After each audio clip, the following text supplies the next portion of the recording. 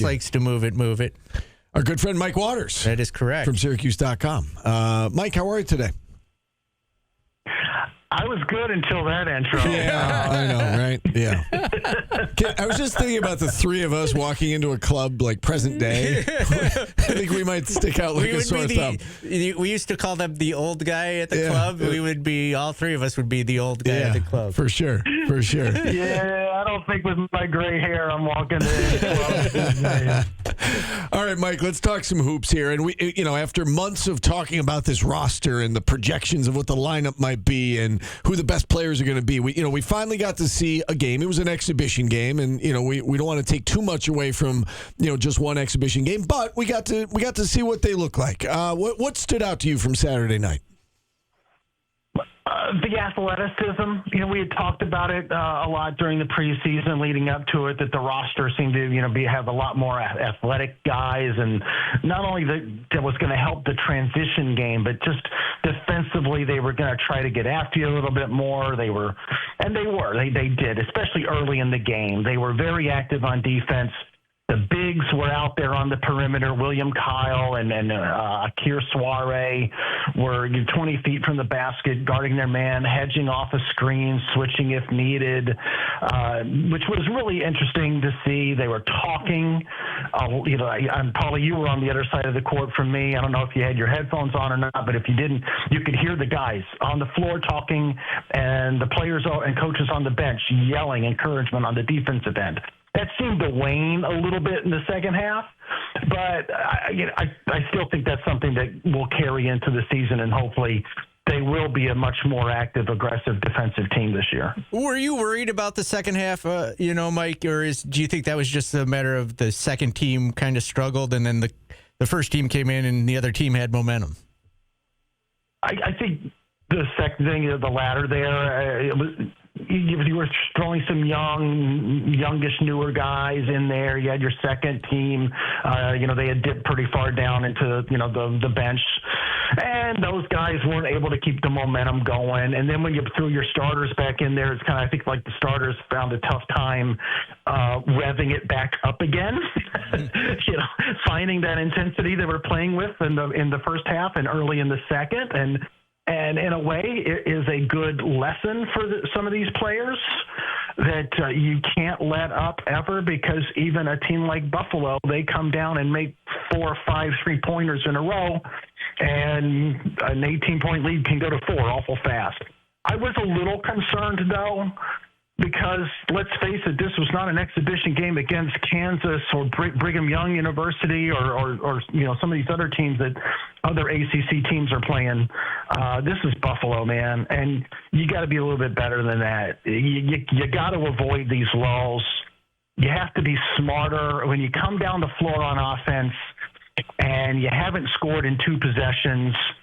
You can't have a turnover, and you got to get a good shot. And they had a couple times, more than a couple times during the game, where they went 3 or more possessions without scoring. And one in the first half was 3 straight possessions with turnovers. And just that's what happened last year. That can't happen anymore. Now, the good side, I went through my own running, and it's very unofficial. But of those 3 possession or more lulls, only one occurred when Nathan George was on the floor. So your veteran point guard for Georgia Tech was basically able to make sure that didn't happen. We'll see. And so we go back to what you were saying at the beginning.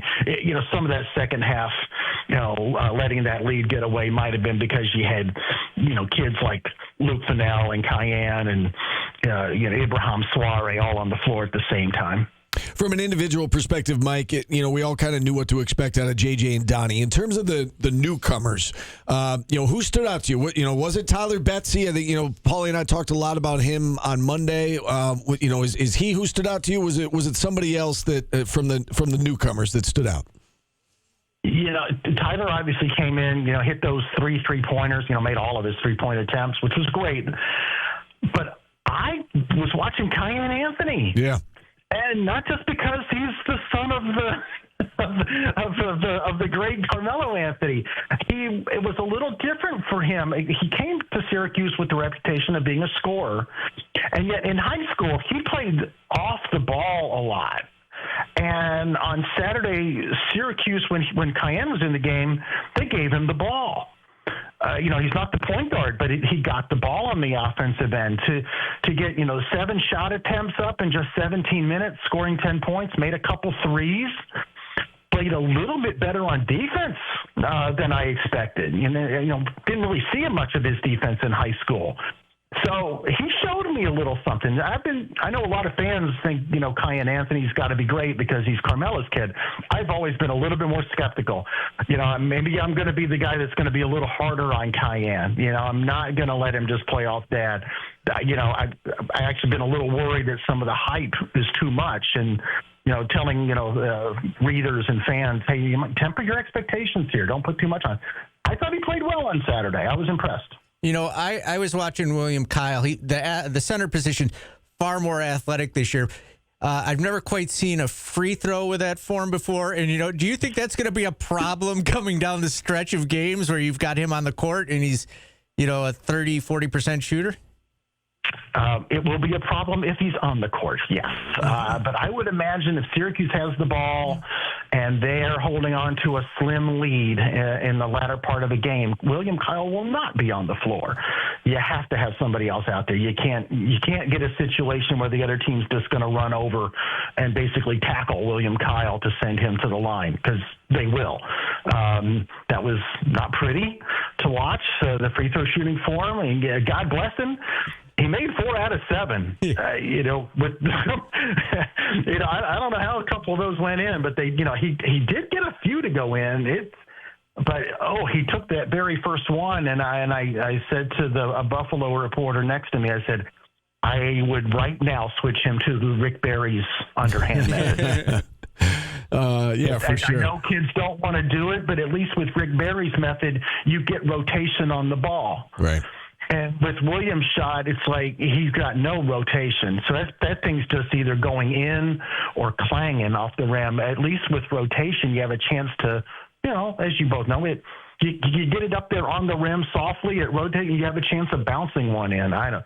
But, no, they will have to make adjustments in late game situation because, even if the form looked better than it did, a 50-55% free throw shooter is a liability in a late game. So it won't matter so much if they're behind, because even at that point, it'd be awful hard to convince a coach that you still want to stop the game, stop the clock, and put a guy on the line. But if they're holding on to a lead, they'll foul him right away. You brought up Kiyan Anthony also, Mike, and how are they going to get him on the floor with Nathan George and JJ, being in the spots where he would come on? Well, let's add Nate King's in there too, because Kiyan is, I think, and maybe even an inch or two taller than Nate King's, who started at small forward for them. So between all of those guys, you're rotating. So Kiyan will find his 15, 20 minutes a game as they just kind of use 3 or 4 guys for 3 spots, and they'll still probably want to get Luke Fenel out there for some run as well. But Kiyan can play the 2 or the 3. JJ can play the 1 or the 2. Nate Kings can play the 1 or the 2 or the 3. Nate George, obviously, if he's on the court, is probably running the point for you. I'm glad you guys brought up the minutes, because I was going to ask you about the rotation, and I feel like this time every year, Mike, we hear about how deep a team is, how talented they are, but then as you get, when push comes to shove, you get into those tougher games, and it turns into like a 7-man rotation. But this year, you've got the starters. You've got the 2 stud freshmen in Sadiq and Kiyan. That's 7. You've got Tyler Betsy, who looks like he's certainly going to play a lot. That's 8. You would assume that there's probably going to be another center that comes in. That's 9. You mentioned Luke Fenel. Do you think they go 10 deep? And I guess when I say 10 deep, but do you think 10 guys will get average 10 or more minutes per game, or do you think it's more likely like 8 or 9? Yeah, I don't know if we get that many guys averaging double-digit minutes a game. It's just not. There's just not that many minutes in a game for that many people. I do think you can you'll see 9 guys, getting into games. And being available, and maybe depending on matchups on a given night, a guy's going to get a little bit more minutes than he would on a different night. Now, it was funny. I was having a conversation with Adrian Autry at the team's media day, which was, almost 2 weeks ago now. And it was when he was off the podium. So it's just myself and I think Mark Frank from the Associated Press was there. And we were talking about depth and rotations. And he was talking about, 8, 9, 10 guys and stuff like that. And we were, Mark and I pressed him a little bit every coach says they want to play more guys. No coach ever comes out on media day and says, we got about a 6-man rotation. Yeah, right. And Red laughed. He got it. He's like, this and that. But, I could forget who was it. Somebody had the line was like, well, Coach Boeheim used to always tell us he wanted to play more guys, but we didn't believe him. Yeah. We looked at Red and I said, I believe you. Well, so along those, and he laughed. He's like, but we don't really know. You hope to. You want to have that depth if you need it, especially if they get the chance to play the way he obviously would like to play, which is up tempo. You're gonna need that depth because guys are gonna need a breather. You will also run the risk of you might pick up some fouls. If you're harassing people on defense, somebody gets a couple quick reach-in fouls. So you better have that depth. Now, there's going to be other nights, though, that the action slows a little bit or no one gets into that early foul trouble, and you might not have to go to your 8th or 9th guy. Paulie and I were talking about this the other day, and we kind of settled on the number 9. The one guy that I thought would kind of be out of the normal rotation would be, and again, just based on observations from the first one, and I know that things could change, but I don't know how many minutes we're going to see out of Luke Fenel, for instance, right? Because you've got Nathan George running the point. When he's not in the game, you probably have JJ running the point. As you pointed out, Kiyan can handle the ball as well. How much do you see somebody like Luke Fenel playing on a regular basis? Do you see him playing on a regular basis? I think we could at some point, and I'm not making any judgment based on Saturday because I'm pretty sure Luke Fenel's a pretty good shooter. Seen him a couple times, including all the way back last summer when he was playing for Australia's under-19 team in the FIBA World Cup. He can shoot the ball. Saturday night, he didn't shoot it well. He was 0 for 3 from the field. He took a couple three-pointers, misses them both. He makes those, and we're talking a different story about Luke Fenel today. We're talking about a kid who scores like 6 points in 12 minutes and has 2 assists. And we're like, hey, they found a backup guard. So, his numbers didn't look great. But if he shoots it better, then you might want him out there when Nate George needs a breather. And whether he or J.J. Starling is the de facto point guard, it's still kind of nice to have a guy out there who can shoot the ball. He's got a chance. But I think you're right in looking at him as probably right now that 9th, 10th guy in the rotation. And, his time is very dependent not only on his shooting but also on how other people are faring. That being said, you mentioned the lull in the game didn't happen as much when Nathan George was in the game, and he played 38 minutes a game last year for Georgia Tech. Do you think he will need to play a role like that for Syracuse this year? I don't know if he's going to average 35 or 36 minutes a game. We've seen guys like that at Syracuse over the years, but with being able to have a couple of different options behind him, like we've talked about with JJ and or Luke, he might not have to play that many minutes. The thing is, though, something else we talked to Adrian Autry about is with the metrics these days, coaches can't go to their benches as early as they used to in early season non-conference games because you can't have in a real game, like let's go back to Saturday, you can't have an 18-point game end up 10 points at the end. You certainly don't want it to get down to 4, but you can't even have it end up at 10. You have to keep the pedal to the metal and beat teams. You have to win games by, those early games, you have to win them by 20, 25 points. So that means guys like Nate George and J.J. Starling stay on the floor until the bitter end. That's just because the way the NCAA says they don't look at margin of victory, but when they look at efficiency and stuff like that, well, efficiency is measured over a full 40 minutes of a game. They don't stop measuring efficiency with 5 minutes to go when you take out your starters and put in some subs and then eventually go to walk-ons, as does the other team. And, they don't discredit you for just because a 24-point lead ends up being a 15-point win. No, they do. They have, the metrics are what they are, and they have to measure the full 40 minutes of the game, and coaches know that now. So, maybe we will see Nathan George average 35 minutes a game just because you can't take him off the floor at the end of a blowout. Yeah, right. No, that's a great point. Last question from me, Mike. You look at this exhibition game tomorrow, kind of a two-part question.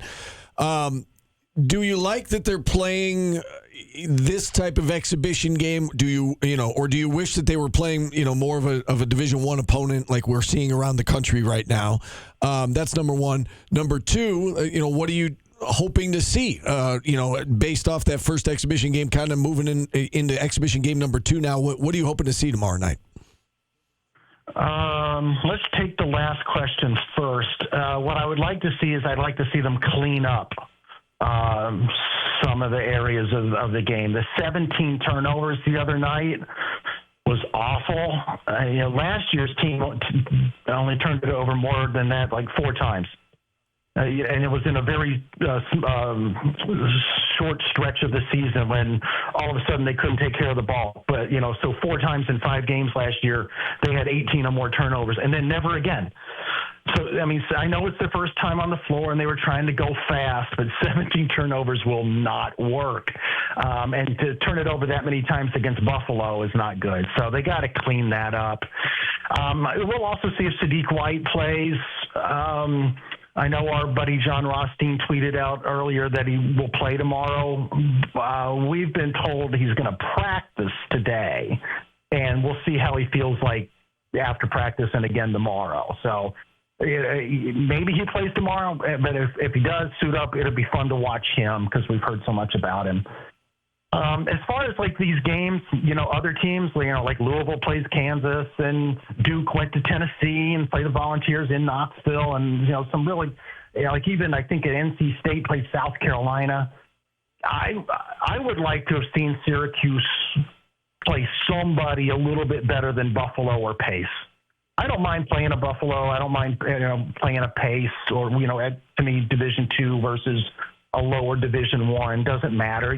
Maybe coaches want to have one of their exhibitions be a time when they can get their subs in the game, get the kids out there, make sure Luke Fenel plays more than 10 minutes, and same with a Bryce Zephyr gets on the floor like he did the other night for 8. But I would have liked to have seen a more of a challenge game, against another top 100, top 75 Division I outfit, just to challenge yourself a little bit. Because in just 4 regular season, 4 games into the regular season, they're going to be off to Vegas playing Houston. Yeah. So I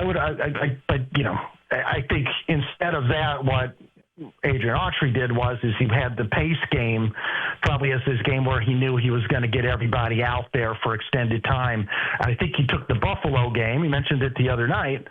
This kind of says something about where their mindset is.